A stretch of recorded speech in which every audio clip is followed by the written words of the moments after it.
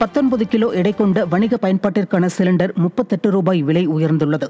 ஒவ்வொரு மாதமும் முதல் தேதியில் சமையல் எரிவாயு சிலிண்டரின் விலையை எண்ணெய் நிறுவனங்கள் மாற்றி அமைத்து வருகின்றன. இந்த நிலையில் இந்த மாதம் பொது பயன்பாட்டிற்கான சமையல் எரிவாயு விலையை எண்ணெய் நிறுவனங்கள் உயர்த்தியுள்ளன.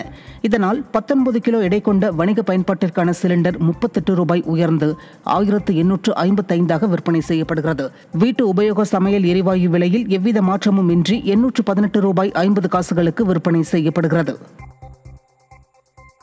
சென்னை கோடம்பாக்கத்தில் உள்ள மீனாட்சி கல்லூரிக்கு இமெயில் மூலம் வெடிகுண்டு மிரட்டல் வந்த நிலையில் போலீசார் மோப்பநாய் உதவியுடன் வெடிகுண்டு நிபுணர்கள் சோதனை நடத்தினர். சோதனையின் முடிவில் வெடிகுண்டு மிரட்டல் புரளி என்று தெரிய வந்தது.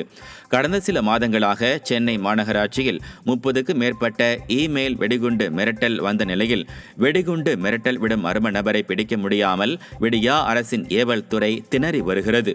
மேலும் தொடர்ச்சியாக 30க்கும் மேற்பட்ட இமெயில் வெடிகுண்டு மிரட்டல் சென்னையில் அரங்கேறி இருப்பது பொதுமக்களிடையே பெரும் அதிர்ச்சியை ஏற்படுத்தியுள்ளது.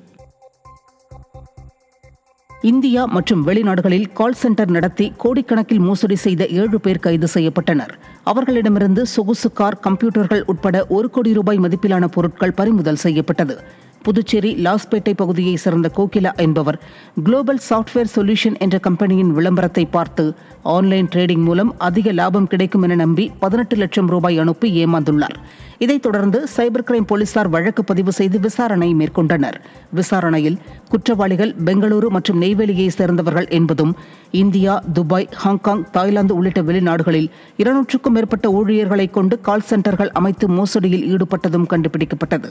இந்த மோசடி கும்பலிடம் 64 வங்கி கணக்குகள் இருந்ததும் கடந்த 9 மாதங்களில் மட்டும் 56 கோடி ரூபாய் மோசடி செய்ததும் தெரிய வந்துள்ளது. சென்னை மயிலாப்பூர் சித்திரைக்குளம் அருகே தனியாக வசித்து வந்த மூதாட்டியிடம் 5 சவரன் நகையை கொள்ளையடித்து சென்ற நபர் கைது செய்யப்பட்டார்.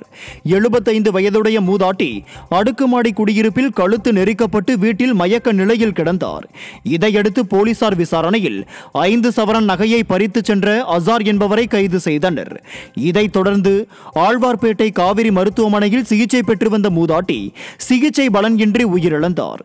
விடியா திமுக ஆட்சியில் தினம் தினம் கொலை, கொள்ளை, கற்பழிப்பு என சட்டம் ஒழுங்கு தலைவிரித்தாடுவதாக பொதுமக்கள் குற்றம் சாட்டியுள்ளனர்.